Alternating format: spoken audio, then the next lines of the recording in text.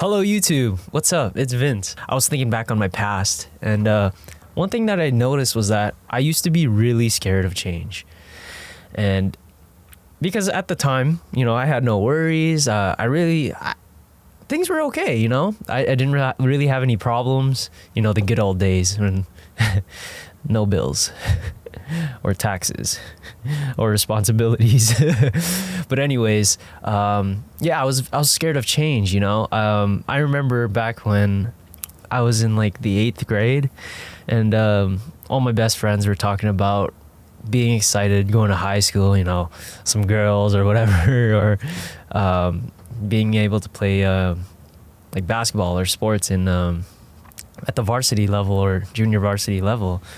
But I never told them that I was excited because honestly I was scared. I don't know, I didn't want to experience the new changes that would come on into my life because I was comfortable and I was cool with the way things are.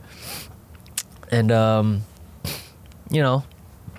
only good thing that I could say about that was that I really enjoyed my time. I didn't take it for granted as much. So being scared of the future and the changes that I knew were inevitable made me really appreciate what I had. And I feel really blessed that I had the teacher that I had at the time. Amazing teacher. He wouldn't just teach us the subjects, he would teach us life basically. And man, he's the coolest, man. Shout out to Mr. A. I don't think he'll ever see this, but yeah, that guy is such a real one. That guy was a real, mentor to us. He really cared a lot. And he would also do these like after school floor hockey for us every Friday. And he wasn't getting paid for that, but he would stay for like an hour and a half, 2 hours after school to just have the gym open and let us play. And it's a cool thing. I went to a pretty like not super ghetto school, but we had a lot of like kids that were doing drugs. Like we're only like 13 years old, but it's cool to see that like that's kind of keeping the kids away from the streets and getting into worse things. And it was cool because a lot of the kids that were into the bad stuff were there as well.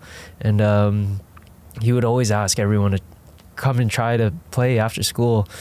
And he'd also get other teachers to come in too. So there'd always be like a few other staff members there. So, but anyways, that's besides the point.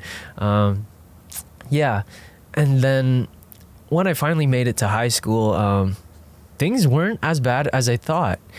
And it was just sort of this perpetual sort of thing that like anytime I knew that change was coming, it wasn't as bad as I thought it was. And if you're into Stoicism, there's this saying by famous philosopher Seneca that says something along the lines of, we suffer more in our heads than we really do. Things, they won't be as bad as we think they are. And I think it's so true. And especially like if you're one of those type of, man, I can't even speak right now. I feel like I'm about to sneeze. Bear with me.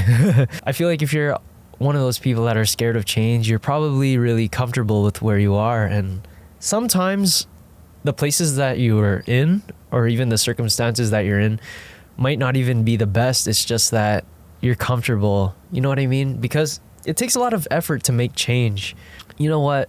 I've realized that change isn't the lack of or losing something and moving on to something new, because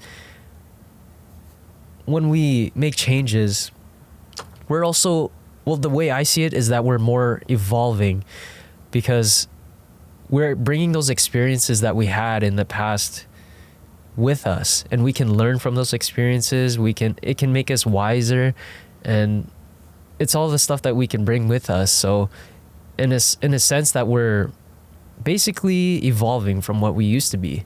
And I think it's a great thing because, if you don't like your situation, you can change it. If things are decent, you can make them better, and you can always make changes to what you want. I really do believe that instead of fearing change, we should, invite change. We should embrace the change, because one thing that I learned is that change is inevitable. It's gonna happen eventually, you know? You're gonna get smarter, you'll become wiser, and yeah, it also matters how you use the experiences that you have or all the things that you've learned. Man, I do have serious sinus issues, and I can't even speak right now. It's crazy, but English is my first language, and it doesn't sound like yeah, I really want to keep this up, but thanks for hanging with me, and I'll see you guys tomorrow.